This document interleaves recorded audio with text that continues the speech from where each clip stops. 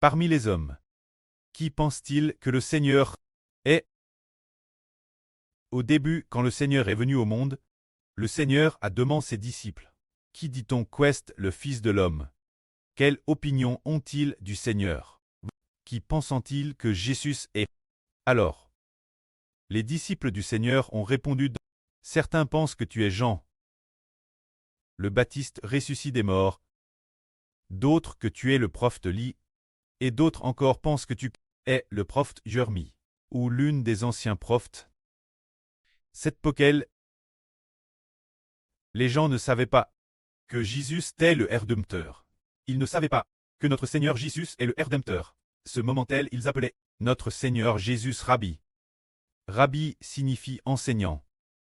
Le sens de Rabbi est celui qui enseigne la loi. Qui enseigne la loi de Mose, ou un enseignant qui guide les hommes. C'est ce que cela signifie. Mais ils ne savaient pas que Jésus est le Rédempteur. Les gens de cette époque ne le savaient pas. Les gens de cette époque, beaucoup disaient Jésus de Nazareth. Matigna. Ses parents ne sont-ils pas parmi nous? Ses frères et ses sœurs ne sont-ils pas tous parmi nous? Il est le fils du charpentier. C'est pourquoi les gens de cette époque, pour la plupart, ne l'ont pas reconnu. Alors, les gens de notre époque, comment voient-ils notre Seigneur Jésus? Par exemple, si nous allons dans la rue et rencontrons quelqu'un, en lui demandant « Crois-tu en Jésus ?» il dira « Je ne crois pas. » « As-tu entendu parler de Jésus ?» Il dira « Oui, Jen ai entendu parler. » Le christianisme quoi? Jésus, c'est le christianisme quoi? C'est ce qu'il pense. Il croit tort que notre Seigneur Jésus est peut-être le fondateur du christianisme. C'est ce qu'ils s'imaginent. Ils disent « Oh, Jésus est un fondateur de religion, le fondateur du christianisme. » En fait, Madame les chrétiens le pensent aussi.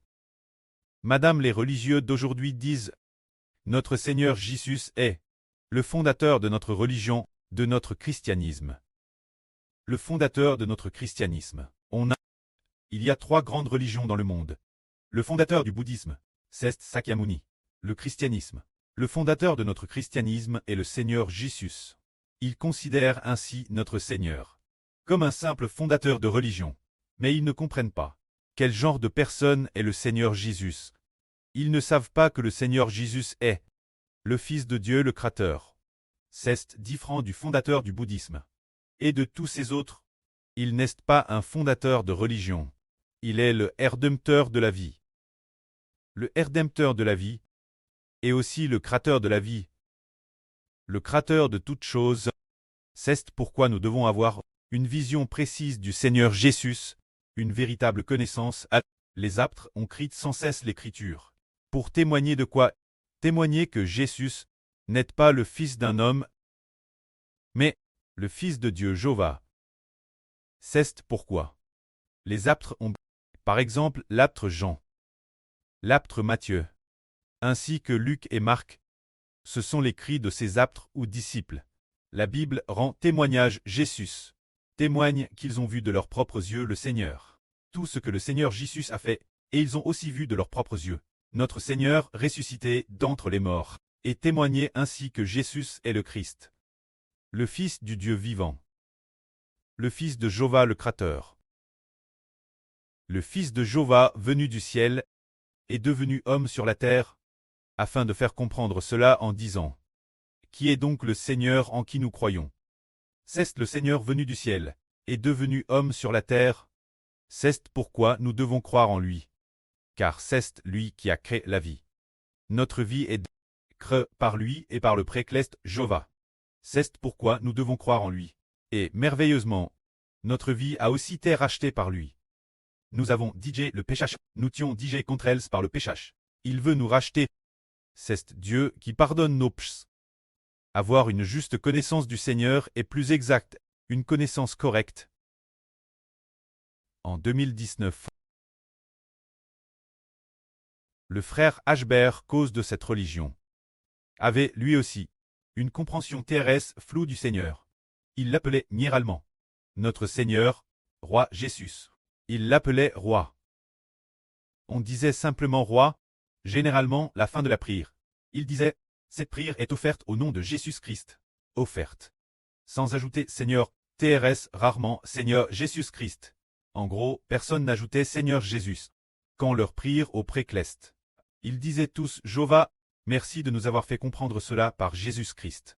Merci de nous avoir fait comprendre cela par le collège central, etc. Ils priaient tous directement le précleste. Ils l'appelaient tous Jova.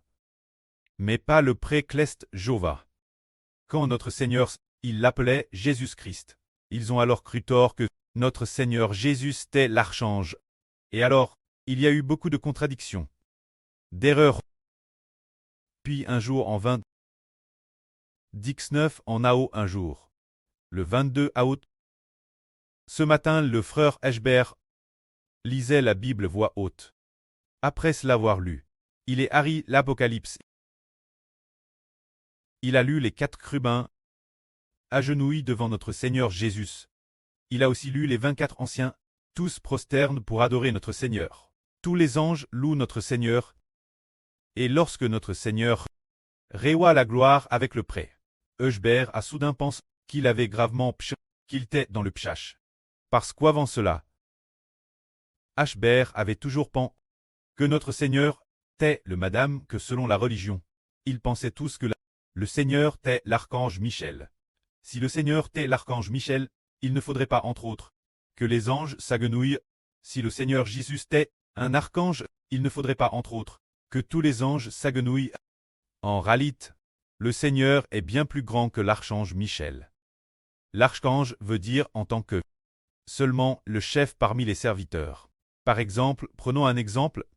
S'il est le chef parmi les serviteurs, il ne se prosternerait pas devant le Seigneur Jésus-Christ, n'est-ce pas? Alors seulement nous comprenons qu'en réalité le Seigneur n'est pas l'archange, bien plus grand que l'archange. L'archange est créé par le Seigneur Jésus. Toutes choses sont créées par le Seigneur Jésus.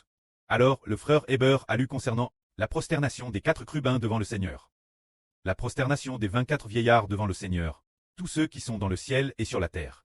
Quand ils doivent se soumettre au Seigneur, en lisant l'Apocalypse, quand il a lu ses contenus, ce jour Heber avait des larmes, il a pris le précleste, demandant au précleste de pardonner les PHAs du frère Heber. Il a pris pendant peut-être 1 heure, et un peu plus, versant beaucoup de larmes, se sentant Thérèse, redevable envers le Seigneur. Il a pris ce jour, après avoir terminé, il a eu sommeil et s'est endormi, s'allongeant sur le lit pour dormir un peu.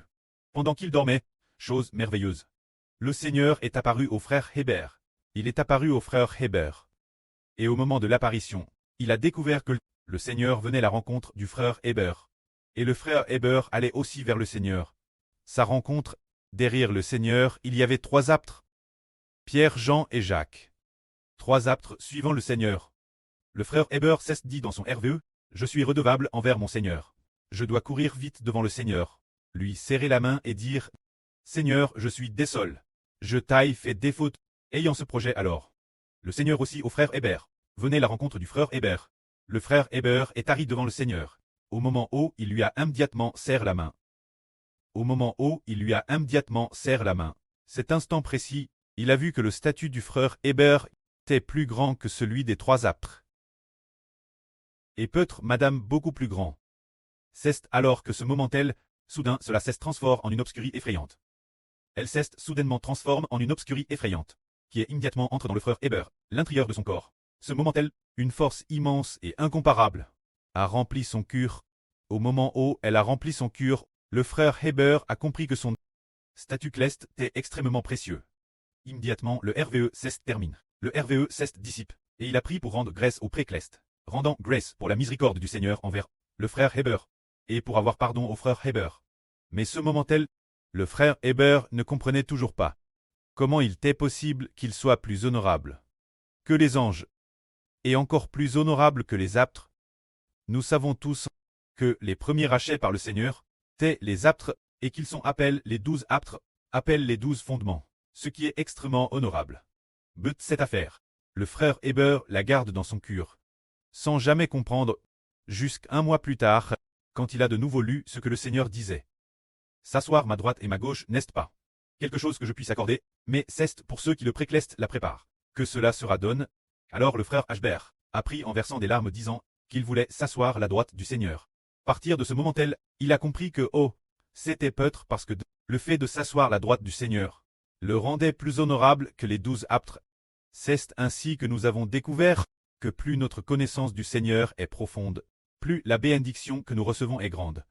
Si l'on considère le Seigneur seulement comme l'archange Michel, alors la bénédiction ne sera pas si grande. Si l'on considère le Seigneur comme tant seulement avec Gabriel l'ange, c'était comme un simple ange, ce serait de l'ignorance et de la folie. Les yeux seraient aveugles. Voyons maintenant notre connaissance du Seigneur. Par exemple, la connaissance que nous, ses enfants, avons du Seigneur. Nous savons qu'il est le Seigneur qui nous arrachait, le Fils unique du Précleste. Tous, nous, ses enfants, devons le servir, devons l'aimer. Finalement, le Seigneur a dit Eshber de proclamer le nom du Seigneur, d'hériter du royaume du Seigneur. Ce qui est merveilleux, c'est que finalement le frère Ashber est devenu le Seigneur Jésus de la vie naturelle. Depuis le tout début, le frère Ashber n'avait pas une connaissance terrestre profonde du Seigneur. Mais au début, il connaissait terrestre profondément le Précleste. En vain. Au début, il avait une connaissance terrestre profonde du Précleste. En 2024, 2014 ou en 15, il a comment connaître le Seigneur. Vers l'an 2016. Dans une glisse de maison d'une religion, on disait que le Précleste est un dieu trinitaire. Le frère Eshber a su que c'était faux, que c'était une erreur, et il a immédiatement quitté cette religion. Plus tard, mais sa connaissance du Seigneur n'était pas profonde. Jusqu'à ce que le Seigneur lui-même apparaisse au frère Ashber. Son esprit est dans le frère Eshber. Plus tard, le Seigneur a de nouveau ouvert les yeux du frère Eshber. En 2019. L'esprit du Seigneur est dans le frère Eshber. Laissez le frère Ashber se voir lui-même. Position cleste et terre honorable. En 2020, il a de nouveau personnellement ouvert les yeux du frère Ashber. En 2021, il a été exclu de cette religion.